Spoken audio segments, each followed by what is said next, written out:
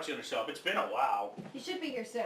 Really? Hey guys, so you're talking about this new Street Fighter game? Oh yeah, man, you're gonna be loving it. It's gonna be Anniversary Edition V2. No one's ever gotten it before. Oh shit. First time ever. I got the very first copy, man. Oh man, imagine all the views. I know, right? So fucking awesome. And hey, how's it going? Who are you?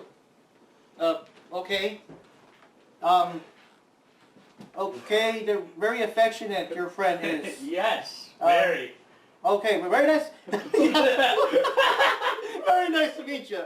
Very nice to meet you. But yeah, let's get into Street Fighter. And Alright. I'll get your Alright, later. Let's get into Street Fighter here. Check this out.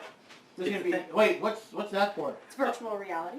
Street Fighter virtual reality? Oh yeah, every character too. Oh even man, new ones. this is gonna be so fucking awesome! Holy shit, I can't wait.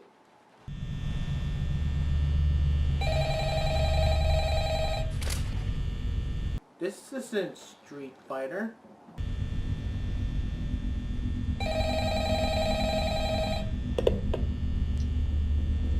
Hello? Hello? Uh-oh.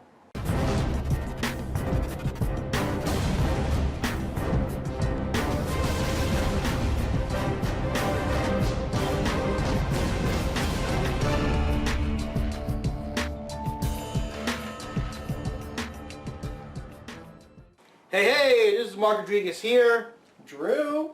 And Poke. And, are you alright? An avarice. Yes, but are you okay? Yes. Oh god. So anyways, you're new, so you're gonna get a wristband here. And you're also new-ish, so you get a wristband here. And I'm new. Where's mine? Well, we don't have enough wristbands for everyone. And also, well, okay, or leg band or whatever. And also, you're no longer new, man. You've been in enough episodes already. Like, these guys are a bit newer. And, I'm gonna have to go to Toys R Us and buy me a band that says Poke.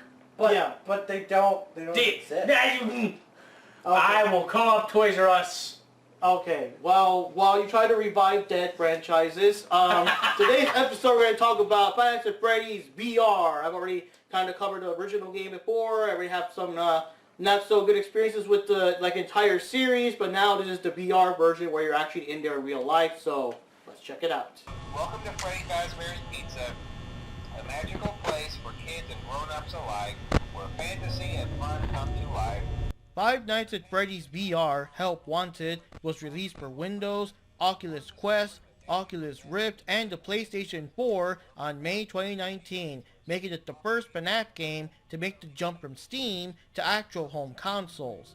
In the game, you actually play as a VR game tester trying out this game before it hits the general public.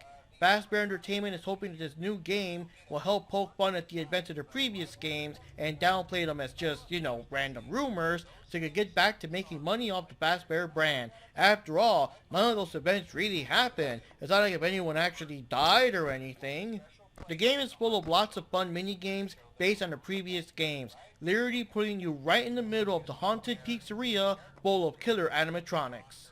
Now, I can't speak for how this works on Oculus Rift, but on the PS4 version, you get these two controller-type wand things that you use as your hands. So you actually have to reach out in real life to push buttons to control the doors, the lights, check the vents, and stuff like that. And in the case of FNAF 2, you actually have to reach out with both hands to grab the Freddy mask and act like you're really putting it on and off. For FNAF 1, you have to check on the cameras as well as the lights and doors to keep Freddy, Foxy, Bonnie, and Chica out of the office. Your power goes down every time you touch those lights and doors, so you have to be careful and conserve your power. This time, you can actually look outside the office and down the hallway, but Foxy will come get you if you do it too often. For FNAF 2, there are no doors, and now you have extra vents to worry about, as well as tons more animatronics than before. You do have a Freddy mask to wear to trick most of the animatronics into leaving you alone, but it doesn't work on everyone. You also have to keep the music box wound up at all times, or the puppet will come get you. For FNAF 3, you're in a horror attraction based on the rumors started from the previous games. You have to keep an eye on all the vents and keep Springtrap away from you. There are also phantom animatronics that jump scare you. They don't kill you, but they do ruin your computer and your ventilation systems that you gotta reboot as fast as possible before Springtrap gets you. The parts and services room gives you the chance to actually repair the classic animatronics. You have to be very careful though and follow the instructions to the letter or they'll kill ya.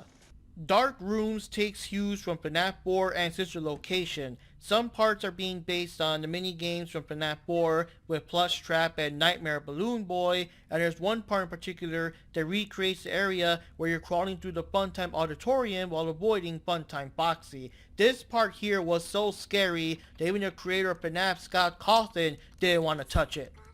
Night Terrors also takes cues from FNAF 4 and Sister Location as you wander around a FNAF 4 house in the dark, armed only with a flashlight and facing off against the likes of Nightmarian and Circus Baby. Vent Repair is related to Sister Location where you have to go underground and do some repairs. This involves a bit of puzzle solving and memorization. Ennard, however, is creeping around, so you can't take too long to figure things out. Solving all of the mini-games unlock a blacklight mode where you gotta go back and solve them again, but this time with this disco light effect here that we can't show you, we don't want to give any of our viewers seizures, and other weird effects. Most of the time things are incredibly dark and hard to see, they're black and white, or in the case of this Foxy repair section, everything's on fire. It just makes it that much more difficult because everything is so dark and the characters get much more aggressive. Other than playing through all the mini games, the game also has a lot of cool hidden items to check out. You also got these cool collectibles and little figures, candy bars and stuff like that that you earn every time you complete a stage. And you also have these hidden tapes that you can only use in the blacklight mode that reveal that the game is actually infected by deadly malware. Yeah, this little fucker right here. This guy is Glitch Trap, and somehow he's like, I guess, the AI version of William Afton. You have to collect all the tapes and play them in the proper order to know how to deal with this guy before he takes over your body. Are you done? Okay, so anyways guys, here's our thoughts on Five Nights at Freddy's VR. What can I say? It's an amazing game.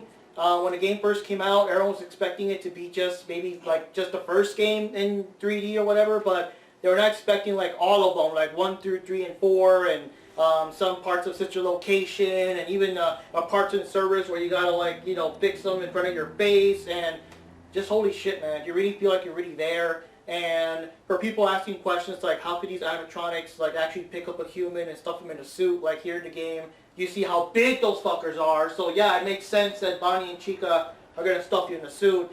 And yeah, it's a hell of a game, man. If you guys have the heart and nerves for it, then check it out. I didn't. I played through the first night, and I did survive it, but not that you could see that in game. Outside of the game, I was very panicked and couldn't figure out what button to push. Because one of them just moved in front of your door. One of the two doors. Check the other one.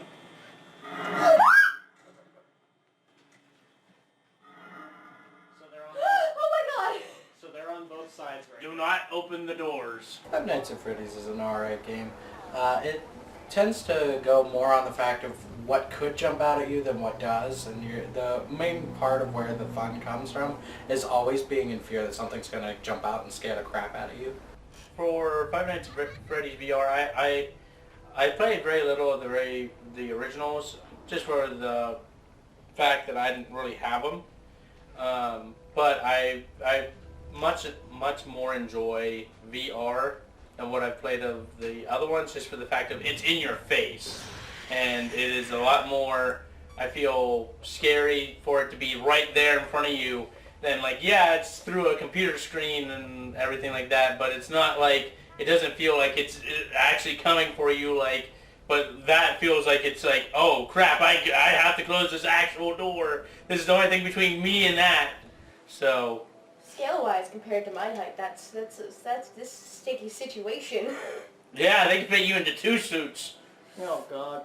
And then one thing I do want to give credit though is that after all of these games, they're always used, you know how the game was very clever in the sense that all we saw were like photographs positioned in a certain way. You never saw the animatronics actually move except for the jump scares. Now in this one, you actually see Bonnie and Chica walking down the hall. You actually see them like walking in some of the camera shots. You actually see the how the puppet moves and stuff like that. So I give extra credit there. Like now, the characters actually move around. Holy shit! When I saw Five Nights at Freddy's 2, seeing Toy Freddy just moseying on down the hallway towards you, you're like, holy fucking shit, these guys are moving. And that just adds like a whole other level of realism to actually see them move around, aside from the fact that they're in your face, you know? Oh yeah, definitely. And it is terrifying. Like even the parts and services where they don't really move that much, just for the fact that you just have to like repair them, and it's like you're taking out their actual eye, and you're like holding it in your hand, and you're like, no. Oh yeah, Freddy's VR. I played the original game, but you can't beat feeling like you're really there with a giant-sized chica staring at the window, ready to eat you up. Thanks for all the nightmares, bro. Look down the hallway.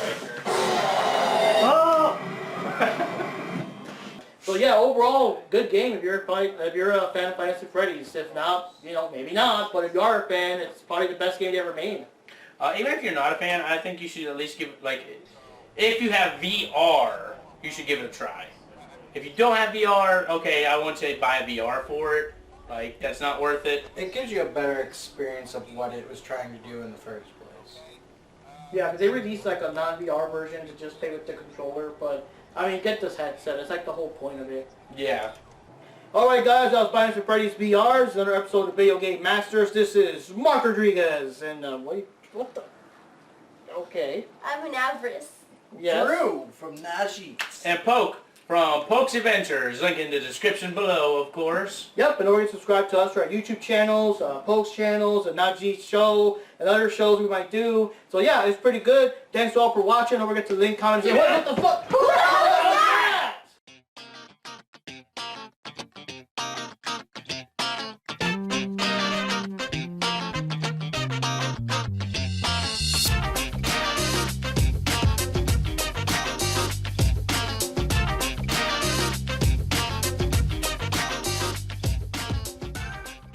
Hey guys, wanna go out for some beers? It's 2 for 1 today. It's gonna be fucking awesome. Yeah, let's go. What's up with Avarice?